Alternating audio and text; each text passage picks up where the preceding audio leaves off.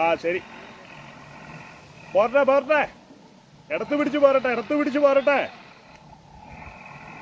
കുഞ്ഞേ, ആ ഇവർക്ക് കൊടുക്കാൻ പൈസ തികയത്തില്ലല്ലോ. മാർട്ടിൻ എന്നെ വിളിച്ചു പറഞ്ഞായിരുന്നു. കാറിനകത്തേ എൻ്റെ ബാഗിൽ ഒരു 50,000 രൂപ ഇരിപ്പുണ്ട്. തികയാതെ വരുന്ന പൈസ അതിൽ നിന്ന് എടുത്ത് കൊടുക്ക്. പിന്നെ പറയുന്ന കേക്ക് എല്ലാവർക്കും ഒരു 3000 രൂപ വെച്ച് എക്സ്ട്രാ കൊടുത്തേരെ, ബോണസായിട്ട്. ഓണമൊക്കെ അല്ലേ. അത് കണക്കിപ്പെടുത്തണ്ടേ? അത് കണക്കിലൊന്നും പെടുത്തണ്ട. അവരിങ്ങനെ കട്ടയ്ക്ക് നമ്മുടെ കൂടെ നിൽക്കുന്നതുകൊണ്ടല്ലേ നമ്മൾ നിലനിൽക്കുന്നേ.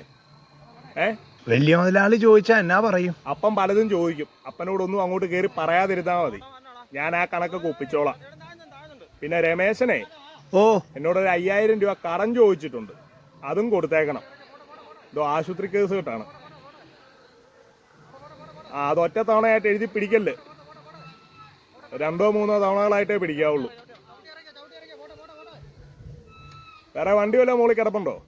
വേറെ വണ്ടിയൊന്നും മോളിലില്ല, ലാഷ് വണ്ടിയായത്. പൈസ കൊടുത്തിട്ട് വേഗം താഴോട്ട് ഇറങ്ങി വാ, ഞാൻ വണ്ടിക്കകത്ത് കാണും. പോയല്ലേ, എന്നെ താഴെ കവലയിൽ ഇറക്കിയിട്ടേ പോവുള്ളൂ. ഞാൻ വണ്ടിക്കകത്ത് കാണുമെന്നേ. ഇതാണ്